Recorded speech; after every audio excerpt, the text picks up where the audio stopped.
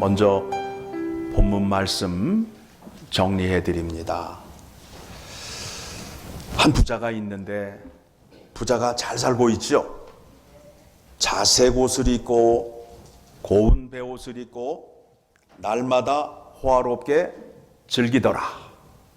그런데 나사로라 이름하는 한 거지가 헌데투성이로 그의 대문 앞에 버려진 채 어떻게 끼니를 이어가고 있느냐 하면 그 부자의 상에서 떨어지는 것으로 배불리려 하매 부자가 먹고 남은 음식, 땅에 떨어진 음식, 즉 쓰레기통에 버린 음식으로 배를 채우려 하는데 그것마저도 마음대로 먹을 수 없는 거예요. 누가 와서 방해를 하는 거예요? 개가 와서.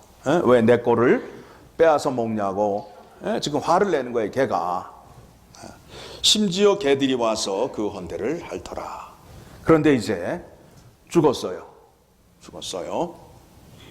이에 그 거지가 죽어 천사들에게 받들려 아브라함의 품에 들어가고 부자도 죽어 장사되매. 이제 둘 다 죽었어요. 그런데 나사로는 어디에 갔다고요?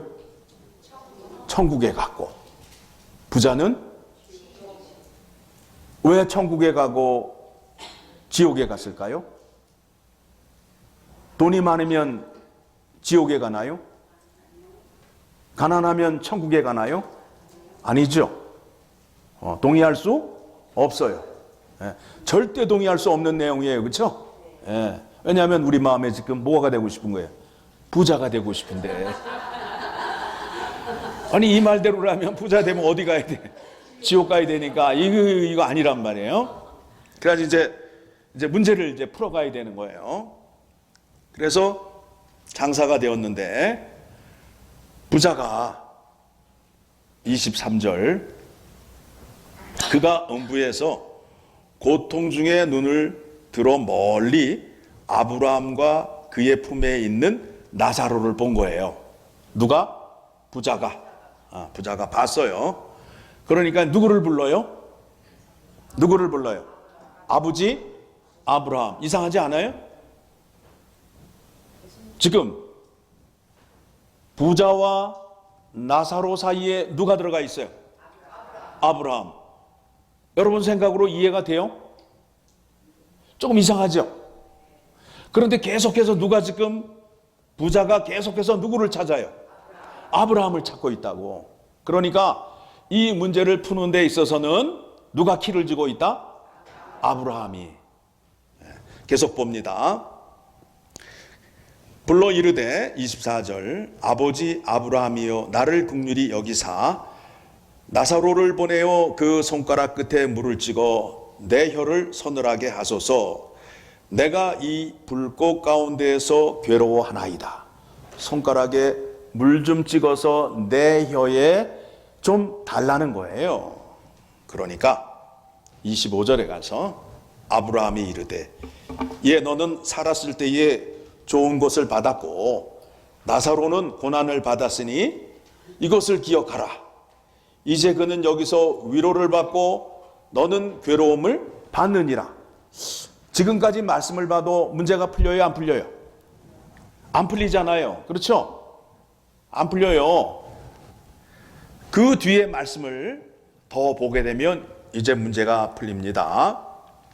그뿐 아니라 너희와 우리 사이에 큰 구렁텅이가 놓여 있어 여기서 너희에게 건너가고자 하되 갈 수 없고 거기서 우리에게 건너올 수도 없게 하였느니라. 그러니까 한 번 지옥을 가게 되면 다시 천국으로 넘어올 수 없다는 거예요.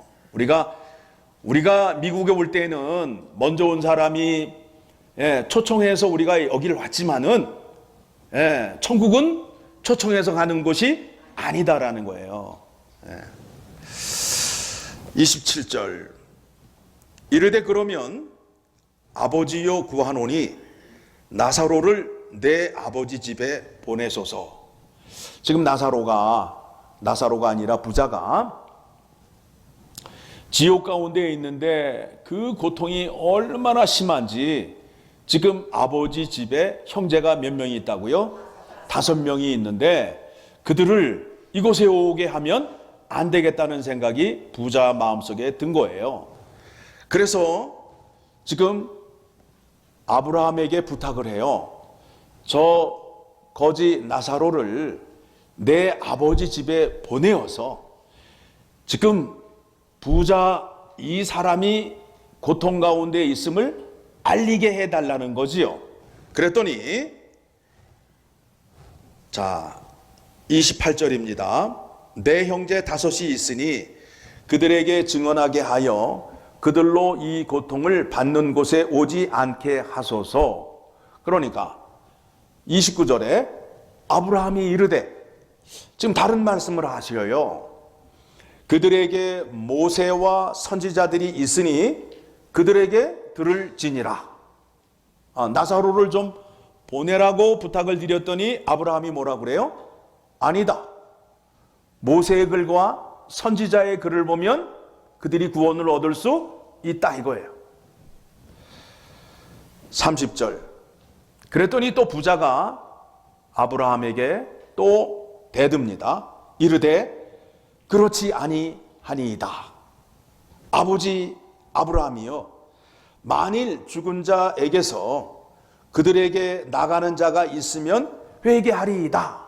그러니까 그곳에 고통을 받고 있는, 천국의 기쁨을 누리고 있는 죽은 자 나사로가 그 형제 집에 가서 전하게 되면 그들이 돌이켜서 하나님 말씀을 잘 따를 것이다. 그러니까 아브라함이 맞다고 그래요? 틀리다고 그래요?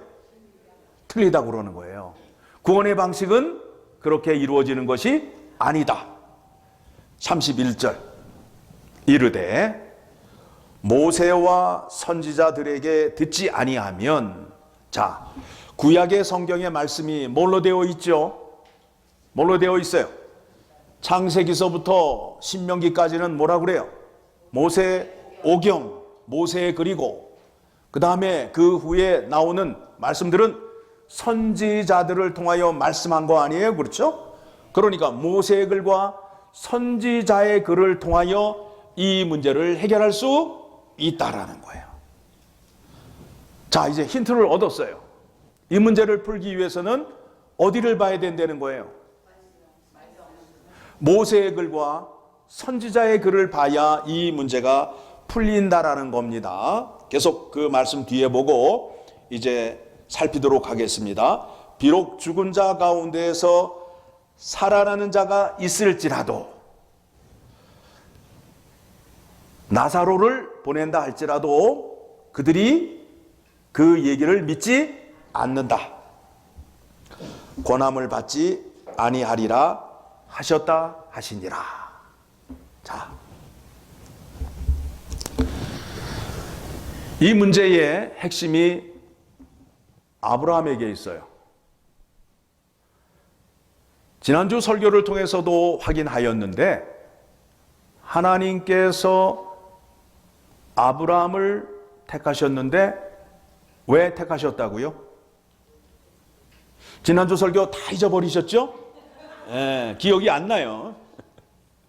자, 하나님께서 아브라함을 택하셔서 그에게 복을 많이 줬어요. 소떼 양떼를 줬단 말이에요. 하나님이 주신 목적이, 내가 너를 택하였으니 소떼 양떼 고기 먹으면서 너 잘 살으라고 주셨어요? 아니면 하나님이 모든 사람에게 복을 주시기 위하여 아브라함을 택하였어요? 모든 사람에게 복을 주시기 위하여 아브라함을 택했어요. 확실하죠? 예, 그게 맞는 거예요. 아브라함이 택함을 받은 것은 창세기 12장 3절입니다. 제가 여러분에게 읽어드리겠습니다. 너를 축복하는 자에게는 내가 복을 내리고 너를 저주하는 자에게는 내가 저주하리니 땅의 모든 족속이 너로 말미암아 복을 얻을 것이라. 땅에 있는 모든 족속에게 복을 주기 위하여 누구를 택하였다고요? 아브라함을 택하였다는 거예요. 하나님이 복 주시는 방법이 이러하시단 말이에요. 모든 족속에게 복을 주시는데 그냥 주시면 되잖아요. 그런데 누구를 택하였다고요? 아브라함을. 엘파소에 있는 사람들에게 복 주시기를 원하는데 엘파소에 있는 사람들에게 그냥 콱콱콱 주는 게 아니라 누구를 통하여 주신다고요? 나를 통해서 엘파소에 있는 사람들에게 복을 주신다는 거예요. 이게 누구의 방식이라고요? 하나님의 방식. 하나님의 방식을 알고 하나님을 믿으셔야 복 받으시는 거예요. 내 방식대로 나와서 떼쓰고 아우성 쳐봐야 이루어지지 않아요. 자, 그러니까 아브라함은 택함을 받았는데 하나님의 복의 통로가 되기 위하여 택함을 받았어요. 그렇죠? 그 다음에 이제 어디를 보게 되느냐 하면 레위기 19장 말씀을 보게 될 터인데 이스라엘 백성들은 하나님께 택함을 받았잖아요. 선택받은 민족이잖아요. 왜 선택을 받았을까요? 이스라엘 백성들만 잘 먹고 잘 살게 하기 위하여? 아니면 그 백성을 택한 이유는 제사장의 나라, 거룩한 백성이 되어서 이방 민족에게 하나님을 알리기 위하여. 전자예요, 후자예요? 후자예요. 후자가 맞아요. 그러니까 이 백성들은 하나님 앞에서 어떤 관계지요? 말씀으로 약속을 맺은 관계란 말이에요. 그렇죠? 그래서 무슨 백성이라고 그래요? 언약의 백성이라고 그러잖아. 언약의 백성. 택하시고 그 다음에 계약서 내밀고 사인했어요, 안 했어요? 했잖아요. 계약서를 가지고 와서 모세가 계약서를 가지고 와서 백성들에게 읽어줬어요. 하나님이 이와 같이 원하신다. 너희들이 이대로 살기를 원하느냐? 그랬더니 온 백성이 어떻게 해요? 그대로 살겠다고 소리를 질렀다고요. 자, 그러면 이제 뭘 해야 돼요? 계약서에 뭘 해야 돼요? 사인을 해야 되잖아요. 근데 성경에서의 사인은 연필을 가지고 사인하는 게 아니라 뭐를 잡아서? 짐승을 잡아서 피로 약속을 하는 거예요. 왜 그런가 하면 약속을 어길 때는 어떻게 된다? 짐승이 죽는 것처럼 네가 죽게 될 것이다. 그래서 소를 잡아서 소의 피를 반으로 나누어서 반은 누구에게 뿌리고 하나님에게 뿌리고 제단에 뿌리고 반은 누구에게 뿌렸어요? 백성들에게 양푼에 담아서 뿌렸단 말이에요. 그래서 하나님과 언약을 맺었는데 무슨 약속? 피의 약속이란 말이에요. 그래서 약속의 말씀을 어기게 되면 어떻게 된다? 끝장난다. 그 얘기예요. 자, 그 말씀 이제 봅니다. 그 내용이 어떤 내용인지 레위기 19장으로 갑니다. 레위기 19장을 가게 되면 1절부터 말씀을 좀 띄워주시면 감사하겠습니다. 자, 하나님이 말씀하실 때에 하나님이 직접 백성들에게 말씀하신다? 아니면은 중재자를 세워서 말씀하신다? 그러니까 하나님이 백성들에게 말할 때에는 누구를 세웠어요? 모세를 세우고 또 하나님께서 백성들에게 죄악 가운데 있는 백성들에게 하나님의 말씀을 전하기 위해서는 누구를 세웠다고요? 선지자를 세워서 말씀하셨어요.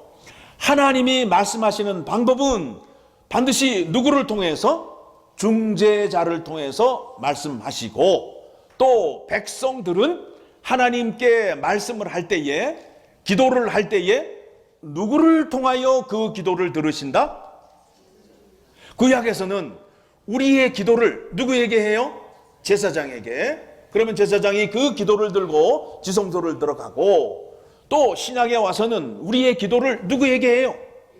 예수님에게. 그럼 예수님이 그 기도를 들으시고 하나님께 들어가서 기도를 하신단 말이에요. 그래서 하나님과 우리 사이에는 반드시 누가 있다? 중재자가 있다는 거예요.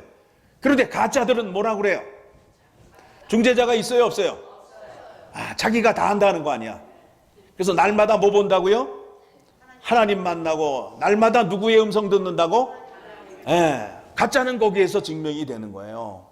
하나님은 어떻게 말씀하신다? 중재자를 통해서 말씀하신다. 예, 너무도 확실하게 말씀드리니까 좋죠?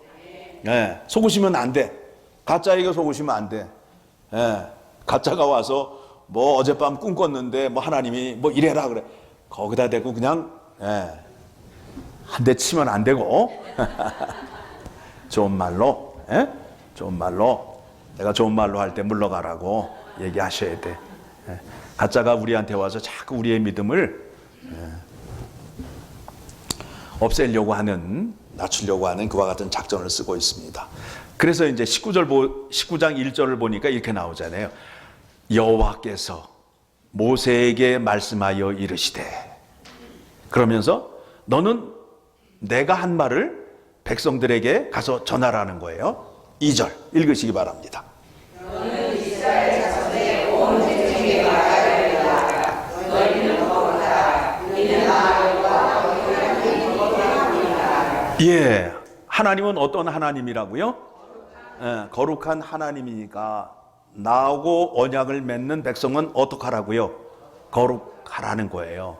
그래야 뭔가 좀 통할 거 아니에요. 코드가 통할 거 아니에요. 그렇죠? 그래서 그 거룩한 내용을 이제 어떻게 소개하고 있느냐 하면, 우리는 거룩한 거를 주일날 양복 빼어 입고 성경책 옆에 끼고 안녕하세요 그러면 거룩한 걸로 알았어요. 그런데 그거는 위선이에요. 위선. 속은 거룩하지 않는데 겉으로만 거룩한 척 하는 것을 위선 외식이라고 그러는 거예요. 그 거룩이 어디에서 나타나야 하느냐 하면 삶에서. 그래서 우리가 가장 가까이 만나시는 분이 누구예요? 집에서 부모님이잖아요. 그렇죠? 그래서 3절에 뭐라고 그래요? 너희 각 사람은 부모를 경외하고 나의 안식일을 지키라.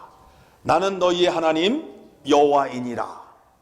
그러니까 여러분, 거룩한 사람이 제일 먼저 해야 할 일이 뭐예요? 부모를 공경하셔야 돼. 부모를 공경하셔야 돼. 교회 오셔도 나이 드신 분들 보면 먼저 인사하시고, 공손하게 하셔야 돼. 그래야 돼요. 안 하신 분들, 오늘 인사 안 하신 분들 끝나면 가서 인사하시고, 용단도 받아 타시고, 그러시면 돼요. 자, 그래서 4절에 가서는 뭐라 그래요? 너희는 헛된 것들에게로 향하지 말며 너희를 위하여 신상을 부어 만들지 말라. 나는 너희 하나님 여호와이니라. 신상을 만드는데 누구를 위하여 만든다고요? 하나님을 위하여 만드는 것이지만 나를 위하여 만드는 거란 말이에요. 그렇죠? 요즘은 돌이나 나무에게 신상을 만들지 않는데 그 우상을 내 마음 안에 만들어 놨어요. 마음 안에 만들어 놨어요. 5절 너희는 화목제물을 여호와께 드릴 때에 어떻게? 기쁘시게 받으시도록 드리고 성의 없이 드리지 말고 정말 이렇게 드리면 기쁘게 받으실까 하는 마음으로 제물을 드리고 그 제물은 드리는 날과 이튿날에 먹고 셋째 날까지 남았거든 불사르라. 자, 송아지 제물을 드렸어요.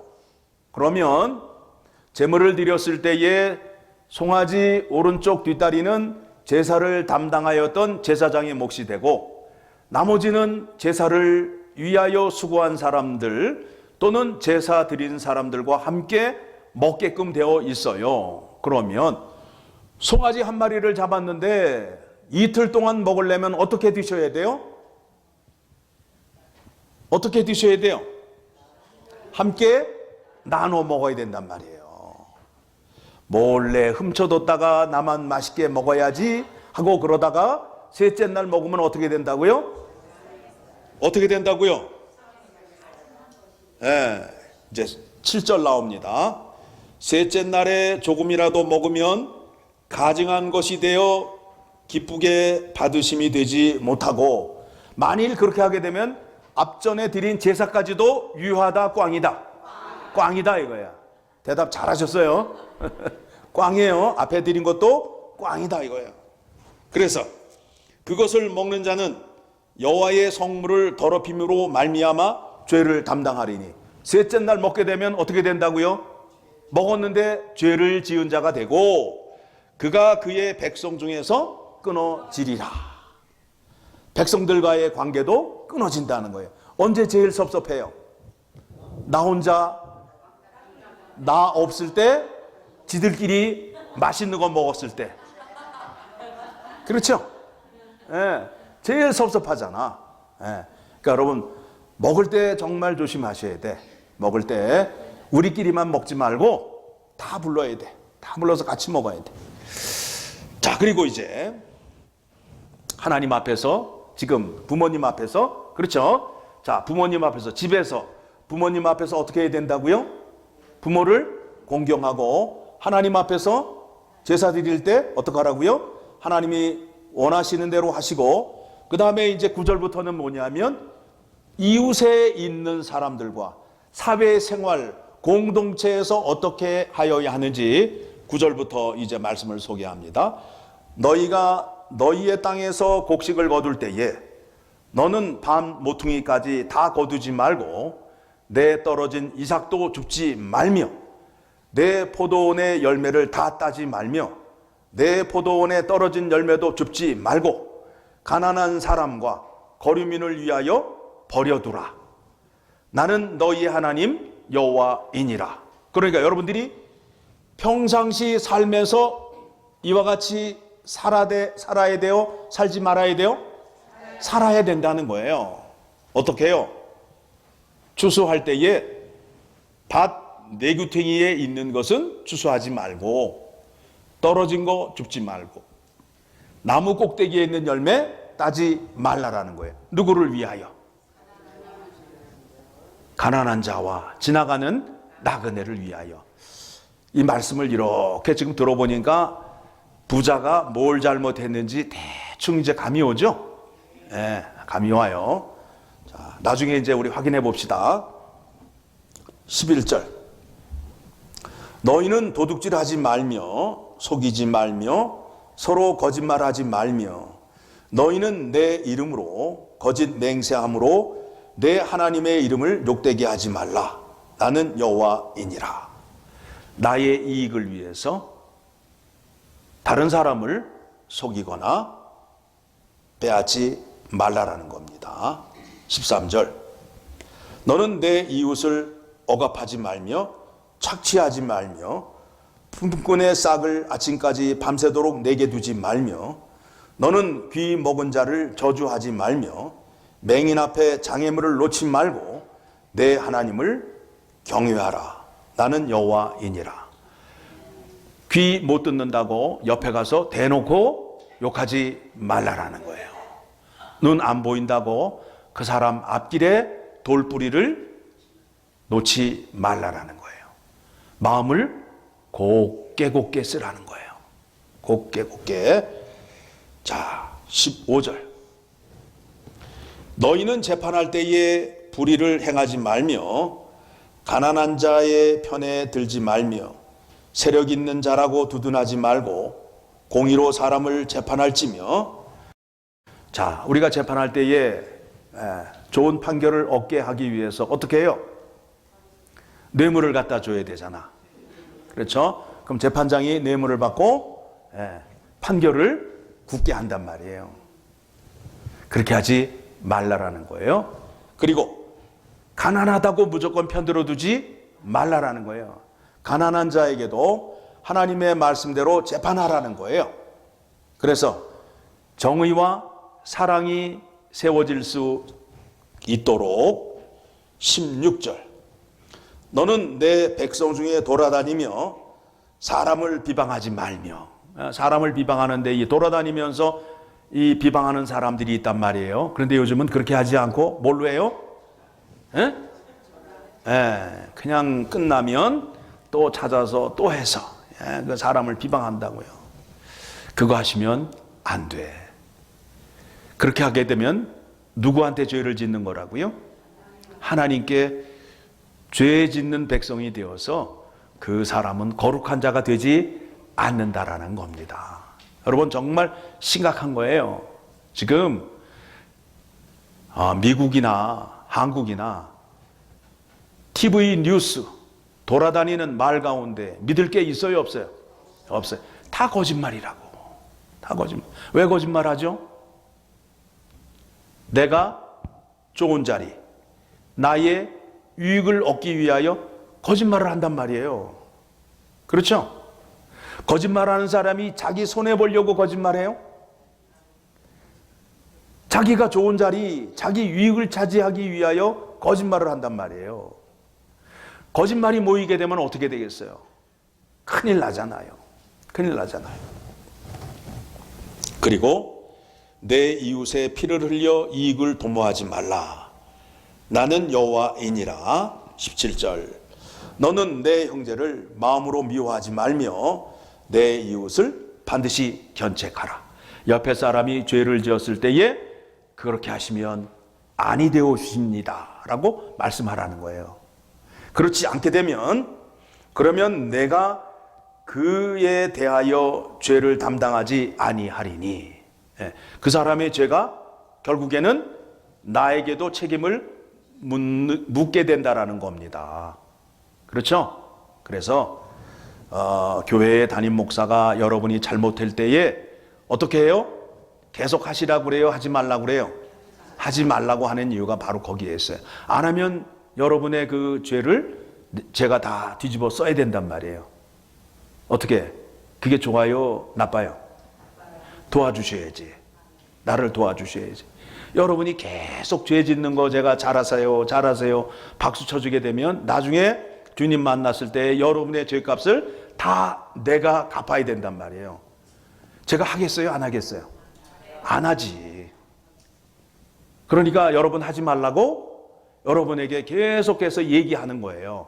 그러니까 제가 계속해서 얘기할 때는 들어주셔야 돼요? 안 들어주셔야 돼요? 네, 들어주셔야 됩니다. 네, 부탁드립니다. 그게 저를 도와주는 길입니다. 네. 자, 그렇게 해서 18절 뭐라고 되어 있어요? 원수를 갚지 말며 동포를 원망하지 말며 내 이웃 사랑하기를 내 자신과 같이 하라. 나는 여호와이니라. 이웃을 사랑하는데 내 자신과 같이 사랑하라는 말이 여기에서 처음 등장을 합니다. 그래서 나중에 그 예수님 앞에 선 사람들이 질문을 하잖아요. 하나님의 계명 가운데에 가장 큰 계명이 무엇입니까? 라고 물으니까 예수님께서 대답하시기를 뭐라고 대답하셨어요? 하나님 사랑, 이웃 사랑. 하나님을 사랑할 때는 어떻게 사랑하셔야 된다고요? 네, 지난번 말씀드렸잖아요. 여기는 뭐가 있다고요? 마음. 여기는 목숨. 여기는 그 다음에 여기는 힘을 다하여 마음과 목숨과 뜻과 힘을 다하여 하나님을 사랑하셔야 돼요. 몇 퍼센트? 100%. 그렇게 사랑하지 않으면 그거는 사랑이 아니에요. 그 다음에 내 이웃을 사랑할 때는 어떻게 사랑하셔야 된다고요? 내 자신을 사랑한 것 같이 내 이웃을 사랑하라는 거예요. 그러니까 내가 하기 싫은 거는 시키면 돼요, 안 돼요? 안 된단 말이에요.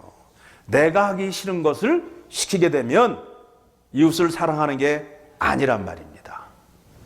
이해되셨죠? 자, 여러분들은 누구와 언약을 맺은 사람들이에요? 하나님과. 저도 하나님과 언약을 맺은 사람이고 여러분도 하나님과 언약을 맺은 사람들이 지금 이곳에 모여 있어요. 그러면 우리 사이에는 누가 계시는 거예요? 예, 예수님이 계시는 거예요. 그렇죠? 그러니까 우리가 이렇게 만날 수 있게 된 것은 누구 때문이다? 예수님 때문이다. 그러니까 그 예수님께서 말씀하신 내용이 무엇이냐 하면 이 말씀을 지켜야 나하고 관계가 유지된다라는 거예요. 이 말씀을 지키지 않게 되면 나와 상관이 없는 죄가 됨으로 인하여 공동체에서도 상관이 있다 없다? 없다가 되는 거예요. 다시 말씀드릴까요? 우리는 하나님과 언약을 맺은 사람들이 이 자리에 모여 있어요. 그래서 우리의 중심점은 누구냐 하면 예수님이 되는 거예요. 그렇죠? 예수님과 관계가 떨어지게 되면 옆에 사람과의 관계도 떨어지게 된다는 거예요. 그래서 우리는 옆 사람의 말을 듣는 게 아니라 누구의 말을 듣는다고요? 예수님의 말씀을, 예수님의 계명을 지킴으로 인하여 내가 예수님과의 관계가 유지되고 예수님의 계명을 지킴으로 인하여 옆 사람과의 관계도 유지가 된다라는 거예요. 네. 내가 옆 사람과의 관계가 안 좋다. 누구와의 관계가 안 좋은 거예요? 네, 예수님과의 관계가 안 좋기 때문에 그런 거예요. 무슨 얘기예요? 말씀을 하셨는데 말씀에 순종을 한다, 하지 않는다? 하지 않는다가 되는 거예요. 옆 사람과의 관계가 안 좋다라는 거는 내가 하나님 말씀에 순종을 하고 있다, 순종하고 있지 않다? 있지 않다가 되는 거예요.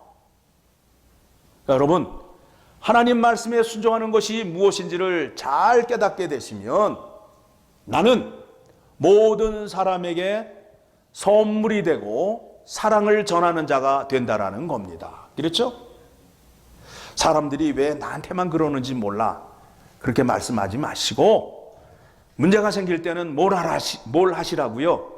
말씀과 기도를 하라고 되어 있잖아요.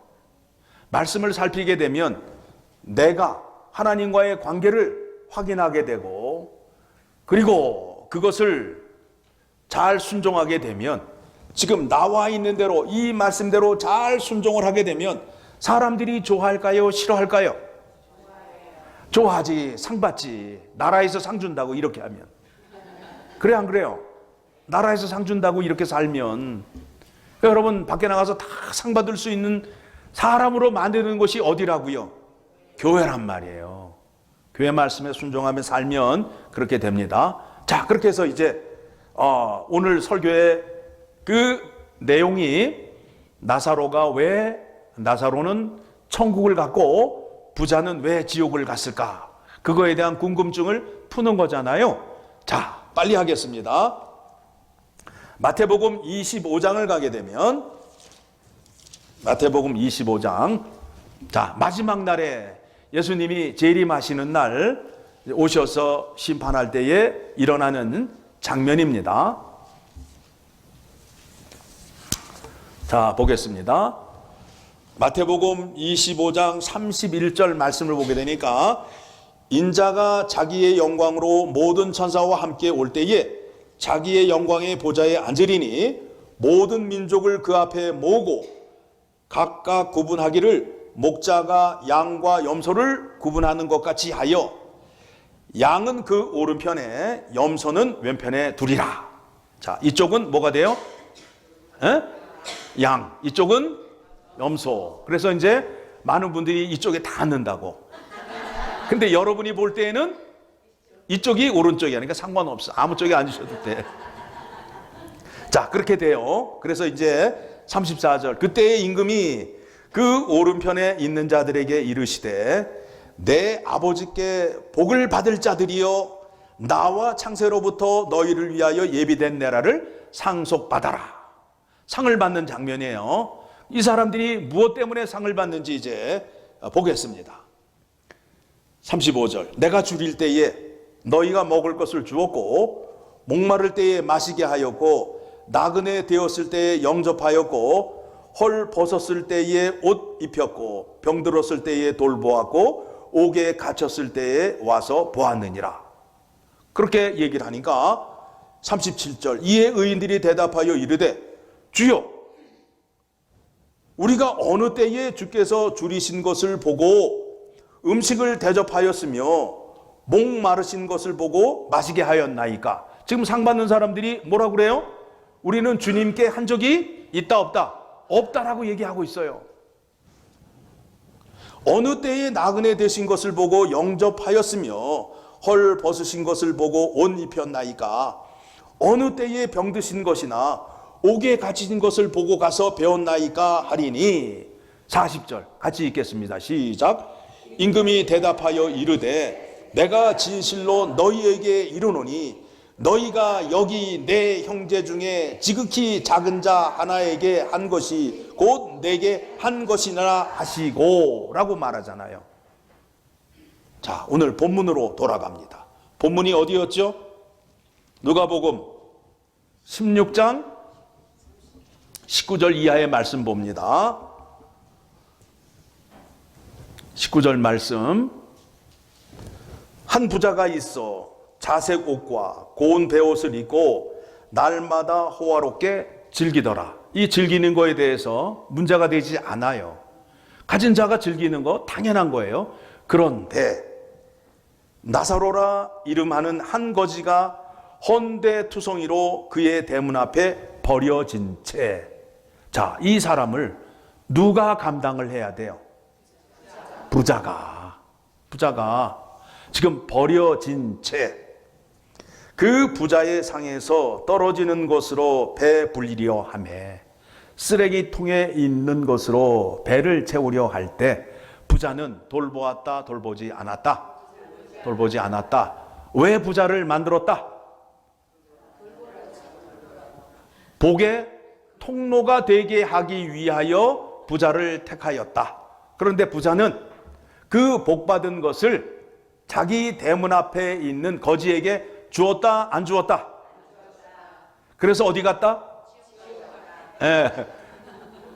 답이 나왔어요. 답이 나왔어요. 그렇죠? 그러니까 여러분, 지금 여기에 나오는 부자는 하나님과 언약을 맺은 백성이란 말이에요. 어떻게 사셔야 된다고요? 레위기 19장에 나오는 말씀대로 살아야 된단 말입니다. 그렇게 살지 않으니까 심판 때에 지옥을 가게 되는 거예요. 자, 그러면 나사로는 천국에 갔잖아요.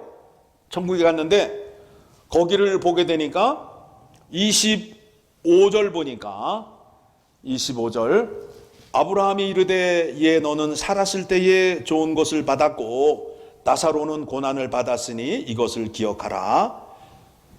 이제 그는 여기서 위로를 받고 너는 괴로움을 받느니라. 지금 나사로는 천국에 가서 뭘 받는다고요? 위로를 받는 거예요.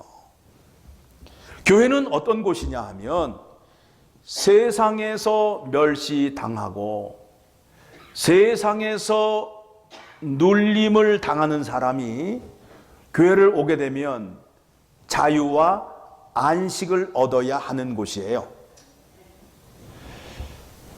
이스라엘 백성들이 어디에서 구원을 받게 되었죠? 애굽 땅에서. 그들의 신분이 뭐였어요? 종이었을 때. 자유를 억압당할 때에 그래서 그 백성들을 꺼내어서 어디에 집어넣으시죠? 가나안 땅에. 그러면서 가나안 땅 들어가서 그들에게 많은 복을 주시면서 하나님께서 그 백성들에게 부탁하는 말이 있습니다.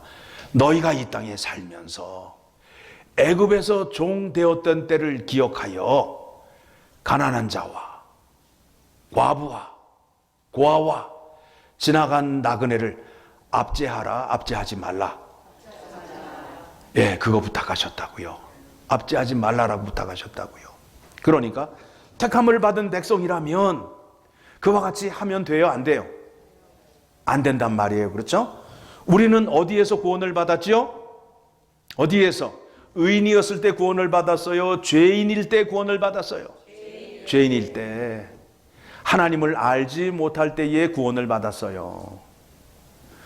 우리를 구원하시고 우리에게 부탁하시는 것이 무엇이냐면 죄인들을, 자유를 모르는 사람들을 억압하지 말고 그들을 불쌍히 여기라는 거예요. 그래서 악을 악으로 갚지 말고 선으로 갚아라. 왜 그래요? 악인들은 선을 모르기 때문에 악을 행하는 거예요. 그런데 우리는 악도 알고 선도 아는 사람이에요. 그래서 우리가 악을 선으로 이길 수 있는 사람이 된다라는 것입니다. 열린문장로교회가 어떤 교회가 되어야 할까요? 어떤 교회가 되어야 할까요? 오늘 말씀 봤잖아요. 그렇죠? 예. 억압당하고 고난 가운데 있고 먹을 것이 없어 굶주리고 있는 사람을 돌보는 교회가 되어야 됩니다. 나를 왜 택하였다고요? 하나님의 복의 통로가 되기 위하여. 열린문 장로교회를 이곳에 왜 세웠다고요? 하나님의 복을 전하는 곳이 되기 위하여 이 교회를 세웠어요. 그러면 이 교회가 지금 무슨 일을 하고 있나요? 무슨 일을 하고 있어요? 일을 하고 있다, 하고 있지 않다. 대답하기가 좀 창피하다. 선한 일을 하셔야 돼. 선한 일을 하셔야 돼. 자, 복의 통로가 되면 복을 계속 줄까요? 안 줄까요? 그래서 내 잔이 넘치나이다 라는 답이 거기서 나오는 거예요. 이런 일을 하시게 되면 잔이 넘쳐요. 가득가득 채워주셔요. 선한 일 하셔야 나중에 복 받으시고 또 주님 만나서 칭찬받게 됩니다. 이제 답이 나왔지요? 답이 나왔어요. 부자는 왜 지옥에 갔다고요? 복의 통로가 되지 못하였어요. 거지 나사로는 하늘나라 들어가서 위로를 받고 있어요. 교회가 그와 같은 곳이 되어야 됩니다. 기도하겠습니다. 하나님 아버지 감사합니다. 오늘 우리에게 주신 말씀 마음속에 잘 새기어서 억압받는 자, 굶주리고 있는 자, 목마른 자, 헐벗은 자를 돌보는 믿음의 교우들이 되게 하시고 우리를 통하여 그들의 부족함을 채워주시고 우리를 통하여 구원의 은혜를 그들에게 전하여 그들이 죄에서 구원을 받아 자유함을 얻게 하여 주시기를 간절히 소원하옵나이다. 열린문 장로교회는 하나님이 함께 하시고 하나님의 은혜가 넘치는 교회가 되기 위해서는 우리가 하나님의 복을 전하는 통로가 되어야 하고 하나님께서 하늘의 복을 한량없이 내려주셔야 되겠사오니 이 교회를 눈에 눈동자같이 보호하여 주시고 반석 위에 세워주시고 날마다 한량없는 은혜를 베풀어 주시옵소서. 우리가 그 일을 감당하겠나이다. 감사드리며 예수님의 이름으로 기도드리옵나이다. 아멘.